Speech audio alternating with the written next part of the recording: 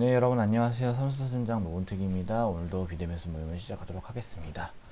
오늘은 12가가 아니라 13가인데요. 지금 현재 교회 측에서 약간 좀 사정이 생겨서 13가를 먼저 진행하셨어요. 그래서 우리도 따라서 12가를 먼저 안 하고 13가를 먼저 진행합니다.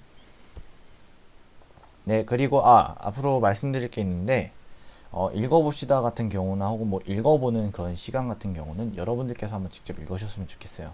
워낙 제가 원래는 20분 이내로 만들려고 했었는데 제가 이걸 지금 한 20번 지금 녹화하고 있거든요. 근데 20분이 넘어가요. 그런 것들을 계속 제가 같이 해드리면 20분이 넘어가서 여러분들에게 읽을 수 있는 분들은 약간 좀 잠시 읽는 시간을 가져주셨으면 좋겠어요. 네, 자 들어가도록 하겠습니다. 자, 스탑 버튼 누르시고 난 다음에 여러분들께서 한번 읽어주세요. 자, 다 되셨죠? 자, 이 부분은 없어서 제가 읽어드리도록 하겠습니다. 로마 교회는 로마 정부의 세속 권력에 대한 순종의 문제와 하나님 나라의 시민으로서 이 땅에서의 어떠한 삶을 살 것인지에 대해 심한 갈등을 겪었다. 클라우디우스 황제 때 로마에서 추방되는 밖에까지도 겪었던 유대인들의 성도에게는 그 문제가 더욱 심각한 현실적 관심사였다. 이에 바울은 로마 그리스도인의 공동체가 하나님에 대하여 교회와 사회 그리고 국가에 대하여 마땅히 가져야 할 윤리적 의무에 대해 설파하므로 성도가 이 땅에 사는 동안 필연적으로 갖게 되는 각각의 삶의 현장 속에서도 성실해야 한다는 삶의 자세에 구체적으로 교훈하였다라고 되어 있습니다. 자, 일단은 바울이 있던 그 로마 시내에서는 황제가 나서서까지 그리스도인들을 핍박했어요. 그래서 근데 어떻게 해야 될지를 모르겠는 거예요. 그래서 바울은 학자잖아요. 그래서 말해주는 거예요. 우리가 이제 어떤 하나님에 대해서, 교회와 사회에 대해서, 그리고 국가에 대해서, 교회 따로 국가 사회가 같은 건데요. 이렇게 대해서 어떻게 가져야 되는 말을 해주는 겁니다. 자, 오늘의 암송 말씀은 로마서 13장 11절인데 잠시 설명을 해야 될 부분이 있어서 설명하고 진행할게요. 종말론적 신앙은 예수님의 재림을 기다리고 있죠. 그때가 점점 다가오고 있고 마지막 때에 깨어있는 삶을 살고자 하는 신앙, 예수님이 재림이 우리의 생애에 미치지 않더라도 우리의 삶이 유한함으로 허락된 시간 동안 매 순간 마지막인 것처럼 살아야 합니다 라고 되어 있어요. 당시 성도들도 이런 종말 사상을 가지고 있었고 오늘 우리에게는 정말 재림의 때가 가까이 왔다고 되어 있습니다. 잠시만요. 그러면 갑자기 앞에서는 태도에 관련되어 있는 건데 갑자기 종말이 왜 나와요? 그리고 종말론적 신앙은 뭐예요? 종말론적 신앙은 무엇이냐면 예수님이 다시 오실 때는 그날은 세상이 망한다. 종말이라는 거예요. 근데 그때는 아무도 몰라요. 알고 있다는 사람들은 걸으세요. 그리고 그때는 아직도 모르기 때문에 우리는 현재로서 예배를 드려야 된다는 거예요. 근데 이 종말론적 신앙이랑 태도랑 무슨 상관이냐? 예수님이 오시기 전까지는 하나님을 최선을 다해 각자의 자리에서 최선을 다해 사랑하라, 노력하라는 거예요.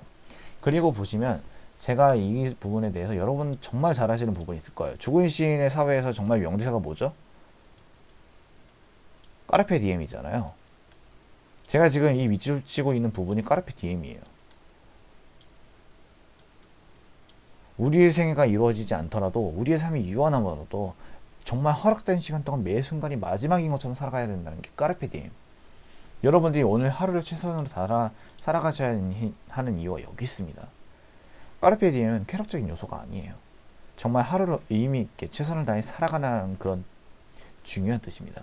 그래서 여기서 여러분들은 중요한 겁니다. 여러분들이 예수님, 당장에 내일 예수님이 오실지도 모르기 때문에 혹은 죽어서 몇 년을 오실지도 몰라요. 당장은 몰라. 하지만 예수님이 언제 오실지도 모른다는 그런 생각을 가지시고 예배를 드리시길 바랍니다. 최선을 다해 살아가시길 바랍니다. 질문 1번입니다. 각 사람은 위에 있는 권세들에게 복종하라고 명령합니다. 왜 복종해야 하죠? 각 사람은 위에 있는 권세들에게 복종하라. 권세는 하나님으로부터 나지 않음이 없나니 모든 권세는 다 하나님께서 정하신 바라. 1절 후반부에 이렇게 되어 있어요. 모든 권세는 다 하나님께서 정하신 바라 라고 되어 있어요. 모든 권세는 바로 하나님으로부터 왔다는 거예요. 그래서 그 봉쇄에 복종하지 않으면 하나님의 명령에 복종하지 않은 거고 심판을 자초하지 않는다는 거예요. 권세는 하나님께서 세우셨습니다, 여러분. 근데 하나님의 심판은 뭐죠? 형벌 혹은 평가라고 하는 건데 요한복음 5장 24절에 보면 이렇게 나와 있어요. 나를 보내신 이와 나의 말을 믿는 자에게는 영원한 형벌이 멀어질 일이라고 되어 있는데, 이 부분이 무엇이냐면 나를 보내신 이와 나를 믿는 것, 하나님과 예수님을 믿는 사람들은 우리가 훗날에 맞이할 형벌 심판에 대해서는 멀어지게 될까라는 거예요. 근데 이 부분이 정확히 설명은 뭐냐면 종말에 우리는 모두 하나님의 심판대 앞에 서게 된다는 거예요. 믿지 않는 악인들은 형벌을 받게 되지만 우리는 평가를 받기 위해 살아가게 돼요. 그래서 예수 그리스도를 믿는 믿음 안에서 우리는 구원받은 백성으로서 영원한 형벌에서 면제가 된다는 겁니다. 여러분. 그렇습니다. 우리와 악인들의 평가는 다른 점은 무엇이냐? 하나님을 믿고 안 믿고에 대한 유무입니다. 하나님을 믿으면 결국은 우리는 형벌에서 평가로 받게 되고 면제단을 당하게 되지만, 악인들은 그에 대한 결과는 좋지 않다. 그런데 위에 있는 권세들은 무엇을 뜻하는 거냐면 군주나 대통령, 정부, 회사의 상사나 조부모를 말하는 거예요. 근데 3절에서 보시면 이 3절에서 말하는 사람들은 하나님께서 직접적으로 다스리는 자들을 말하는 건데, 이 다스리는 자들은 약간 좀 오해가 생길 수도 있는데, 로마서에 있는 독재자, 권력을 많이 이용한 독재자들 있잖아요. 옛날에 그 독재자들, 유명한 독재자들은 이 성경을 이용해서 많이 오용했대요. 난 하나님께서 세우셔서, 그러니까 넌 내 말을 들어라고 하면서 많이 잘못을 했대. 이건 아니에요, 여러분. 독재자들은 하나님께서 세우시지 않으셨어요. 다스리는 자는 이런 뜻인 거고요. 우리가 지금 현재 군주, 대통령, 정부를 포함해서 우리 현재 오늘날까지 회사의 상사, 조부모도 하나님께서 세우셨어요. 회사의 상사까지는 모르겠지만 부모님과 조부모님들은 확실하게 하나님께서 우리를 만나게 해주신 거잖아요. 그렇게 생각하시면 좋으실 것 같아요. 자, 질문 2번입니다. 어떤 자가 다스리는 자를 두려워하게 됩니까? 라고 되어 있는데 질문의 교재를 수정했어요. 그래서 여러분들께서는 지금 보시는 Q, 어떤 자가 다스리는 자를 두려워하게 됩니까? 라고 하시면서 해답을 적으시면 되는데, 답은 악을 행하는 자들을, 다스리는 자를 두려워하게 된다는 거예요. 왜? 하나님께서 다스리는 자리에서 직접적으로 그들을 심판하지 않으시고 그들을 통해서 심판하시기 때문인 거죠. 예를 들어서 강도가 제일 두려워하는 대상이 뭐죠? 경찰을 포함한 사법당국이에요. 왜? 걸리면 말 그대로 큰일 나니까. 네, 비속어가 나올 뻔했네요. 그랬는데 우리 근데 솔직히 말해서 우리 현재 이걸 듣고 계신 여러분들 잘못을 할 리가 없잖아. 안 그래요? 잘못을 할 리가 없으니까 우리는 사법당국에 두려워하지 않죠.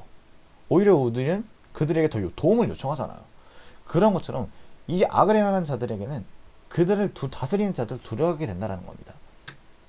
좀 더 설명해보자면 국가 위정자들은 하나님의 일반 은총 안에서 사회의 질서와 최소한의 도덕성을 유지해 세워진 자들이에요.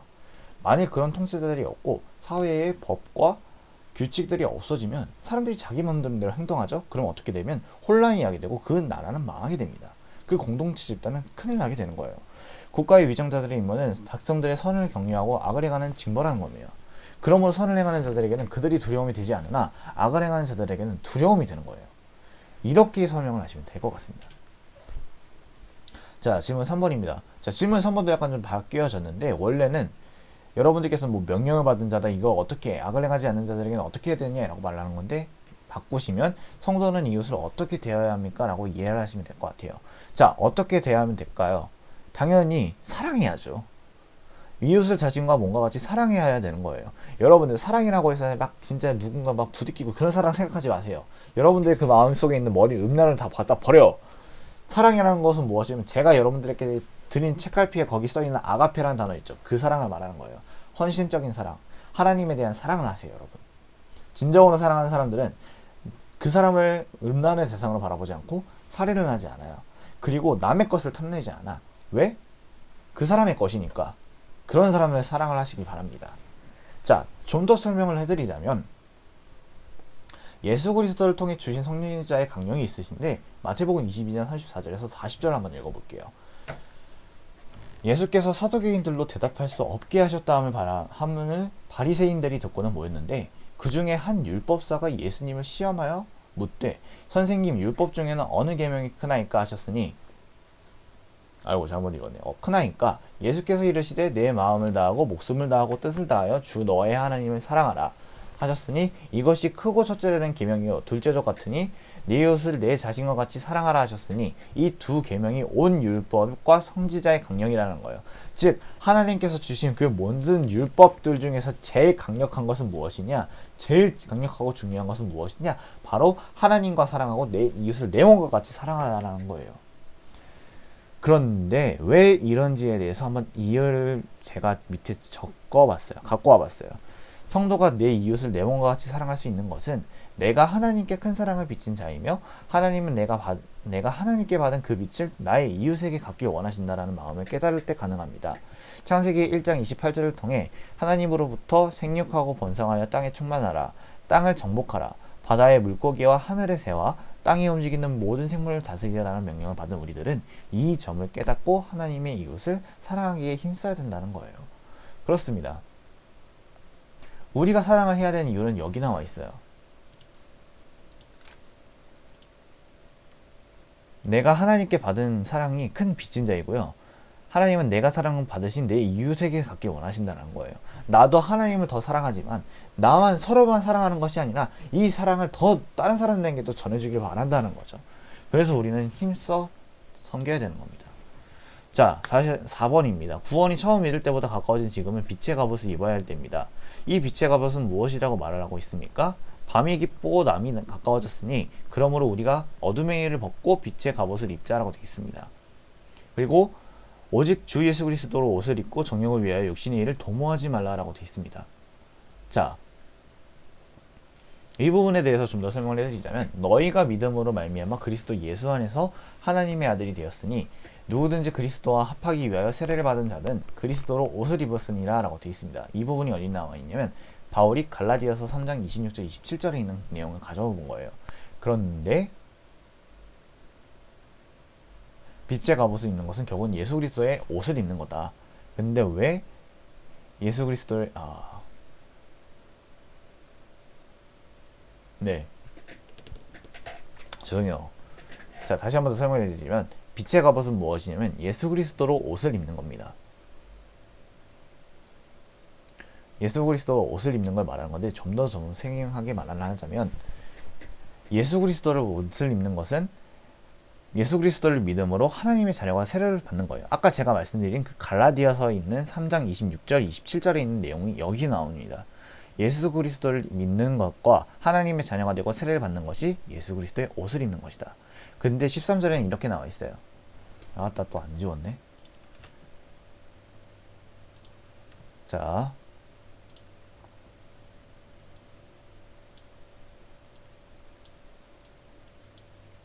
자, 13절에 보면 세속적인 것과 세상적인 것을 말하는 건데 이것은 무엇일 거냐면 정욕을 위해 육신의 일을 도모하는 것을 말하는 거예요. 근데 이것을 뭐하라? 버려라. 이것은 무엇이냐면 술 취함과 발탕함과 무절제함과 자신을 내어놓지 말아야 된다는 거예요. 그리고 11절 성도의 구원의 마지막인 완성인 예수님의 재림의 때는 무엇을 말하는 거냐면 11절에 이렇게 나와 있어요. 우리의 구원이 처음 믿을 때보다 가까워졌기 때문이다. 즉 예수님의 재림은 다가올 거예요. 점점 가까워지고 그날을 바라보게 될 거고요. 빛의 자녀로서 이제는 이 어둠 속의 세상에서의 그 빛을 매몰시키지 않고 당당히 비추면서 살아가야 되는 거예요. 우리가 정말 세상이 악하다고 해서 남들처럼 악하지 말아야 된다는 겁니다. 악하다고 해서 계속 악한 것처럼 살아가지 말고 대신에 사랑을 하세요. 그 빛의 자녀답게 사랑을 내뿜으면서 빛을 내뿜으면서 살아가야 된다는 거죠. 그리고 제가 아까 설명을 못 드리고 제가 설명을 막 진행을 했었는데 여러분들께 그 교재를 보시면 잠시 읽어보아요 라고 하는 부분이 생겼을 거예요. 그 부분은 원래는 제가 같이 진행하려고 했었는데 너무 난해하고 어려워요. 그래서 여러분들께서 한번 한번 읽어보시라는 차원에서 제가 갖고 와봤으니까 여러분들께서는 한번 읽어보시면 될 것 같습니다. 자, 생각하기 진행하도록 하겠습니다. 이거는 제가 읽을게요. 성령을 모신 사람은 2000년에 살던 사람이나 오늘을 사는 우리에게는 닮은 점이 하나 있습니다. 그것은 예수님께서 오실 날이 멀지 않았다는 종말의식을 갖고 살아간다는 점입니다. 다른 표현을 빌리자면 위기의식을 갖고 산다는 것입니다. 그 이유는 그들이나 우리가 똑같이 성령의 사람이기 때문입니다. 사도 바울은 세대와 세대를 지내오며 여전히 독특한 위기의식을 갖고 살 것을 요구하고 있습니다. 졸지 않고 늘 깨어 기도할 것을 또한 명령합니다. 라고 합니다. 골로새서 4장 2절을 여러분들께서 한번 읽으셨으면 좋겠어요. 여러분들, 예수님은 곧 있으면 오십니다. 언젠간 오십니다. 그러나 우리는 그 날을 겪고 위기의식을 갖으세요. 내일 오실지도 몰라요. 그러나 그것을 갖고 살아가시기를 바랍니다. 자, 적용과 나눔 진행하도록 하겠습니다. 첫 번째, 나에게 주어진 리더들에게 순종하는 삶이 되십시오. 여러분들에게 있어서 리더에게는 저밖에라고 생각하시지 않으시겠지만 저를 포함해서 목사님, 부장님이 될 수도 있고요. 뭐 다른 뭐 회장님이 될 수도 있고요. 혹은 뭐 선생님, 집사님들 될 수도 있고 다양합니다. 육신의 일을 위해서 영적인 일에 더 힘쓰기시오. 말이 꼬이네요. 육신의 일보다는 영적인 일에 더 힘쓰세요. 네. 하나님의 말씀에 순종하는 받는 은혜를 나누십시오. 육신의 일을 끊기 위해 영의 일을 더욱 힘써야 합니다. 무엇을 해야 할까요? 저의 나눔을 진행하고 끝내도록 하겠습니다. 네, 적용하기 같은 경우는 저도 리더들에게 이제 순종을 하는 삶을 살아야 되고요. 또한 여러분들도 이제 순종하면서 서로 상부상조하는 거죠. 육신의 일보다는 역시 영적의 일을 해야 되는 거고 맞는 거고 하나님의 말씀에 순종하여 받는 은혜는 무엇이냐면 은혜를 바라고 보고 하나님을 순종하면 안 되지만 주님께서 바라봐야죠. 결국에는 내가 정말 주님과 함께 우리가 정말 내가 죽음을 맞이하고 하나님 앞에 갔을 때 정말 하나님께서 나를 편안하게 안아주시는 그것을 저는 원합니다. 육신의 일을 끊기 위해서 영의 일을 더욱 힘써야 합니다. 무엇을 하여야 할까요? 이렇게 나와 있네요. 일단은 우리는 영의 일이라는 건 무엇이죠? 하나님과 우리와의 소통을 더 힘써야 되는 거죠. 그러면 무엇을 해야 되냐? 여러분들이 지금 하고 계시는 걸 더 열심히 하셔야 되는 거예요. 예배에 더 열심히 참석하시고 기도를 더 열심히 하시고 찬양을 더 열심히 하시고 하실 수 있는 분들은 전도까지 하시고 성경 필사도 하시고 하지만 저는 그 중에서 전 무엇을 요즘에 하고 있느냐? 큐티를 하고 있어요. 여러분들 제가 매 자정이 되기 전이나 후쯤에 제가 말씀을 하나 올려드리고 그거에 관련해서 제 느낀 점을 말씀드리고 있는데 그게 왜 갑자기 이걸 올려주시나라고 생각하실 분들이 많으실 거예요. 그 부분이 무엇이면 큐티입니다. 그래서 제가 몇 번에 큐티를 올린다, 큐티 스타트를 진행한다라고 하는데 새로운 콘텐츠가 또 진행을 할 거예요. 그래서 이제 여러분들께서 참여하고 싶으시면 참여하시는데 일단은 저도 이렇게 열심히 영적인 일을 위해 힘쓴다라고 저는 이야기를 드리고 싶습니다. 예, 이렇게 해서 끝났습니다. 제가 어제 16일부터 이 녹화를 들어갔는데 하도 망해가지고 지금 다시 17일에 다시 녹화하고 있어요. 여러분 그래서 많이 뭐 소통 같은 것도 약간 좀 그리기도 하고 약간 좀 말이 버벅거리게 할 수 있을 거예요. 하지만 여러분, 네, 여러분들을 사랑하니까 하나님께서 저는 여러분들께서 사랑하라는 명령을 주셨기 때문에 저는 진행하고 네, 진행하는 겁니다. 여러분들 무축할 수도 있어요. 은택쌤이란다. 우리 순장님이 왜 저렇게 말을 꼬이시는 거지, 말이 왜 이렇게 빠르시지라고 생각하지 마시고, 네, 힘들어서 그래요, 여러분. 이해 좀 부탁드릴게요. 네, 오늘도 들어주셔서 너무 감사하고요. 우리 다음 주에 뵙도록 하겠습니다. 한 주도 승리하시고 돌아오는 날도 힘내세요. 안녕.